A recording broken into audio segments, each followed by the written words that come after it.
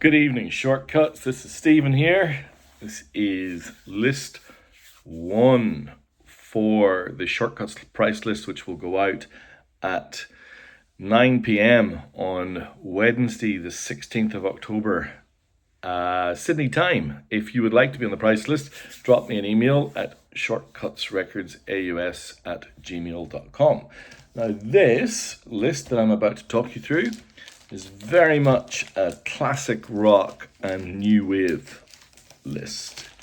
And trying to decide where to start was the usual challenge, but in the end, it was pretty obvious.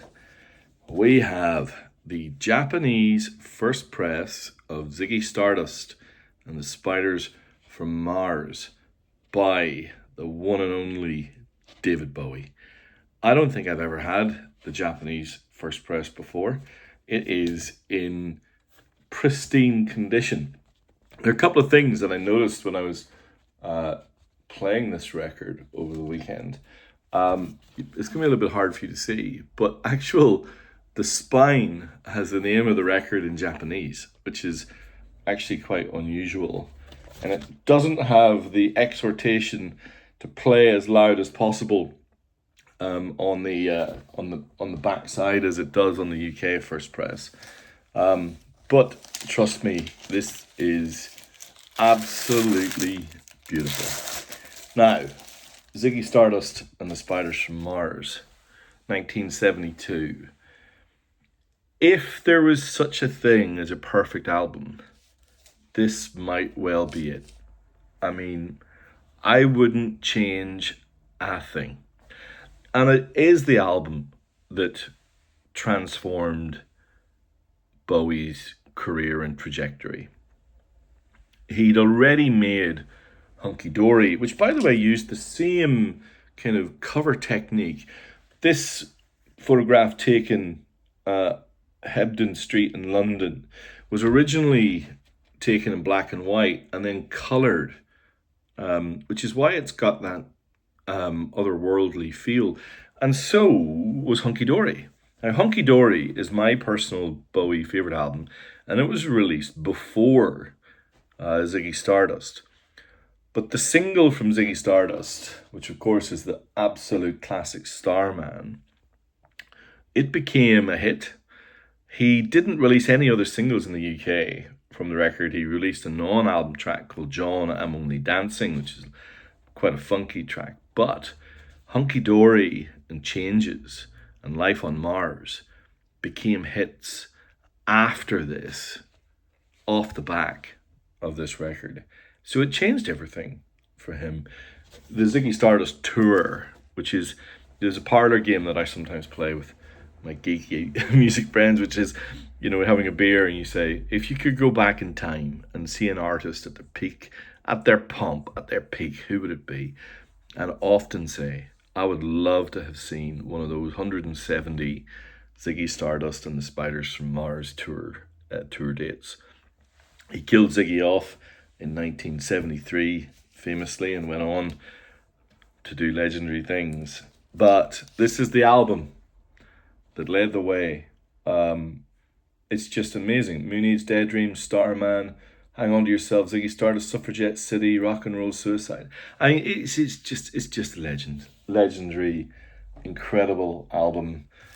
And if you don't have a copy, you could do a lot worse than the Japanese first press. I can tell you that. Okay, all right, let's move on. I could talk about that for way too long.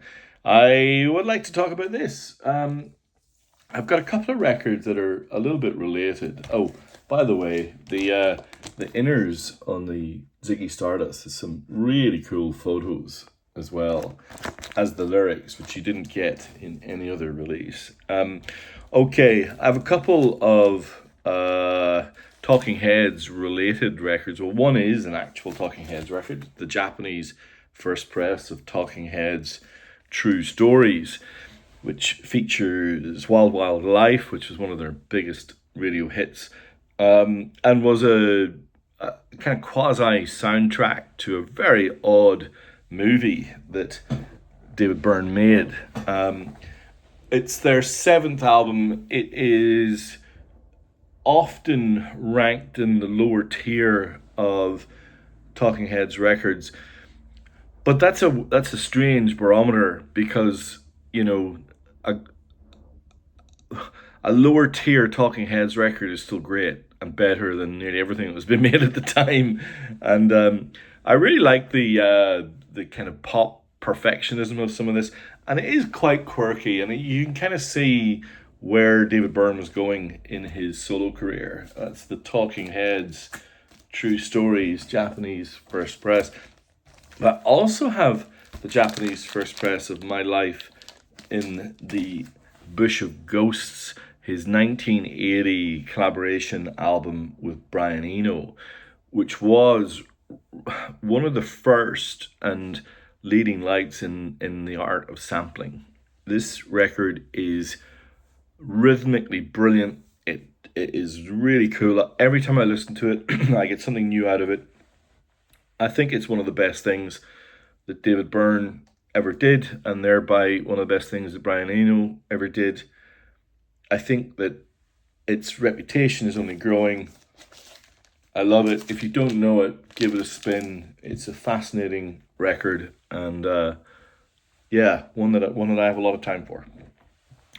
All right, let's keep going. I don't think this might be a first. I don't think I've ever had Jimi Hendrix and the Band of Gypsies on my list before. I love this back sleeve. Look at that. This is obviously Jimi with John Peel and Brian Jones, the incredible puppet sleeve.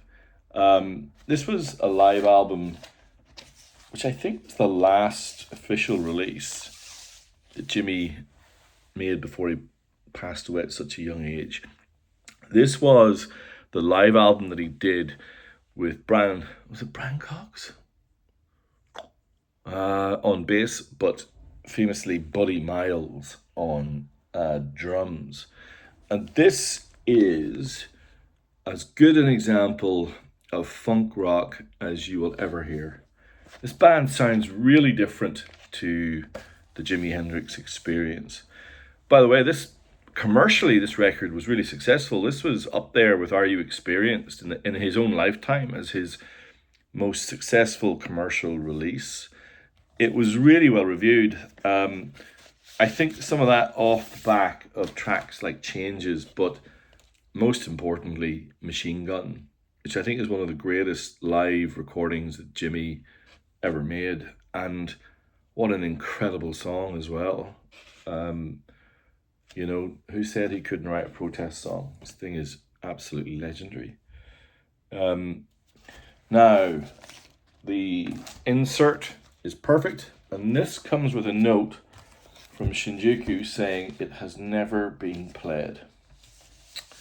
So that whoever buys this will be playing it for the first time, which is pretty great. Jimi Hendrix and the Band of Gypsies. A lot of people miss out that record. And then there's been this avalanche of live recordings released over the years from Hendrix.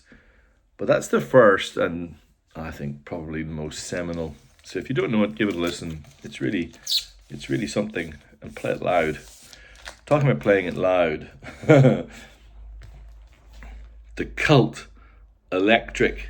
This is the Japanese First Press promo of the Rick Rubin produced absolute behemoth of an album that is Electric.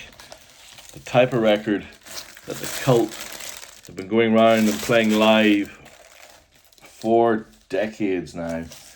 It is in pristine condition. The inner in perfect nick.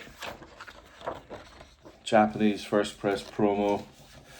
If you need to sample a bit of Wildflower or Peace Dog or the Love Removal Machine, go for it. This thing rocks. I have a copy on my shelf. It is so loud and so big and so ridiculous. The Cult Electric, that's the Japanese first press promo. Okay, I've got a really interesting record now. So, about a year ago, I started collecting a series of Japanese Beatles releases called the Final Vinyl. They were released in early 90s, and part of the reason that they're so desirable is that they have incredible versions of the early Beatles records in mono.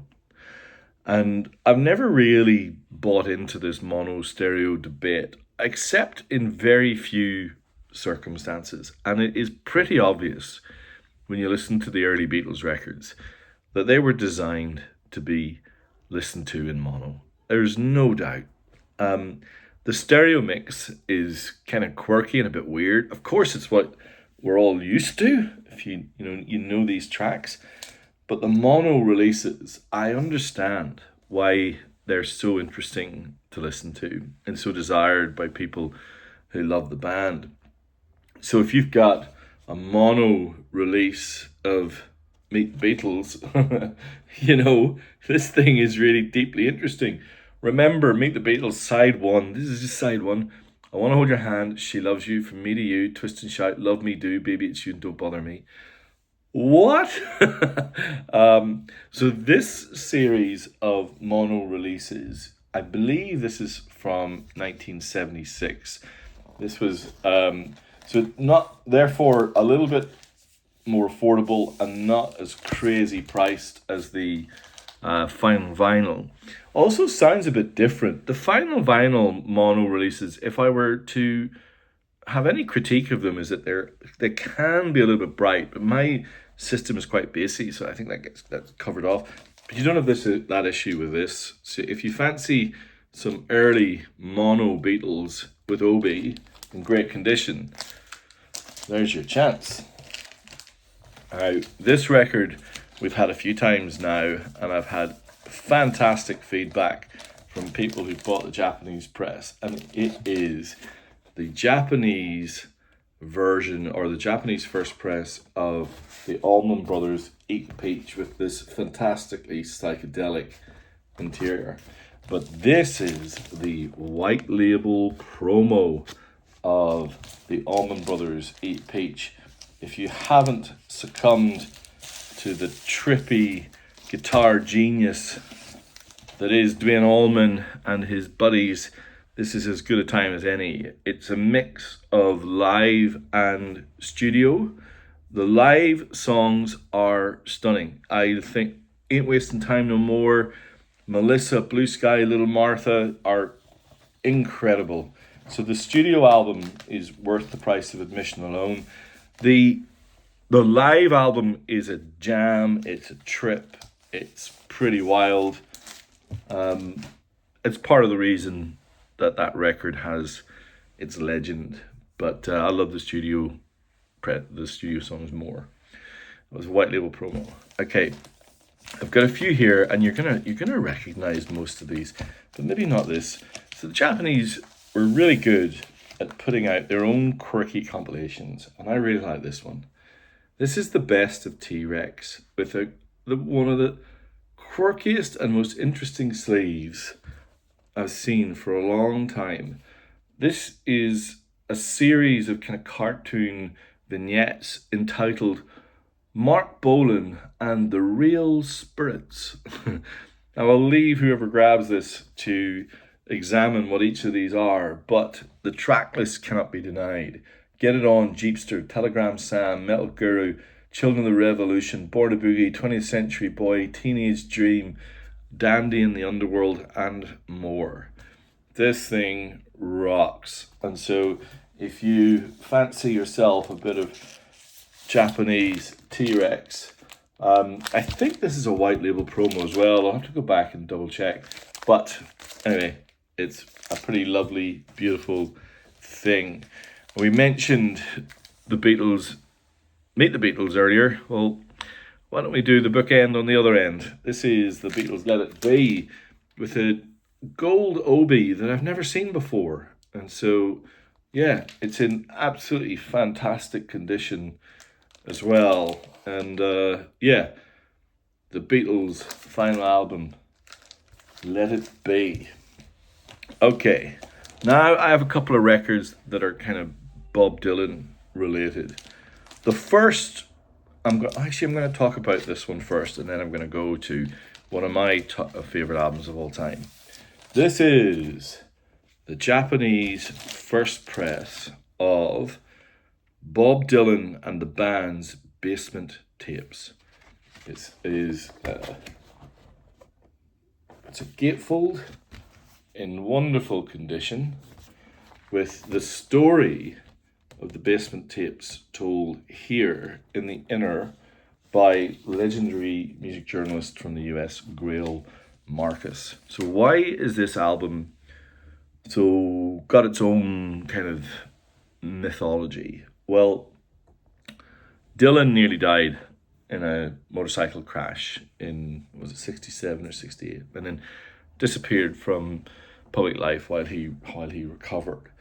And he fell in with Robbie Robertson and Rick Danko and Richard Manuel from the band, and wrote a series of songs that really went back to his roots. And so the timeline here is, you got Blonde on Blonde, his double album, kind of epochal release, probably will always be regarded as his singular masterpiece. So one, Motorcycle Accident, quite a decent period of time. Then you got Nashville Skyline. Nashville Skyline, he recorded in Nashville, and is, to all extents and purposes, a kind of country album. So what you get between this singular,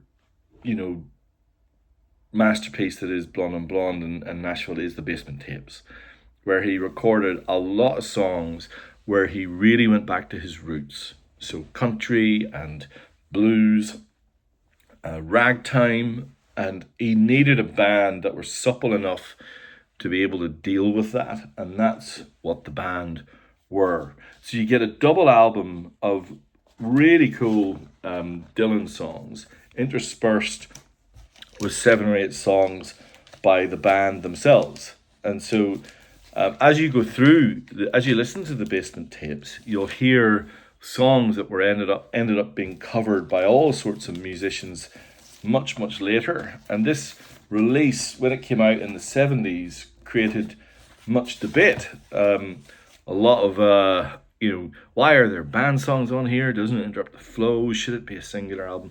All of those types of things. But as you listen to it, it's a little bit ramshackle, but it's always deeply interesting. Dylan's in fine voice, which is good, and the band, of course, are the band, so they're just incredible. But you get some songs on this album that then became the band songs, re-recorded and kind of in slightly different versions on Music from the Big Pink, which was the band's first album. So, for example, This Wheel's on Fire is on the Basement tapes and on Music from Big Pink. Tears of Rage as well. So this is a kind of a stepping stone to the band, and then they released their masterpiece, the Brown Album, in, I think it was in 1970. This is in my list of the greatest albums of all time. I love this album. I think it's beautiful songs, beautifully recorded. Rag Mama Rag, The Night They Drove Old Dixie Down, voiced by Levon Helm, is just incredible. But for me, the standout, absolute standout, is Richard Manuel's Whispering Pines, which I think is one of the most beautiful songs ever made. So you got the band and you've got Bob Dylan, the Basement tapes, which I think are quite nice little pair if you want to explore some late 60s Americana.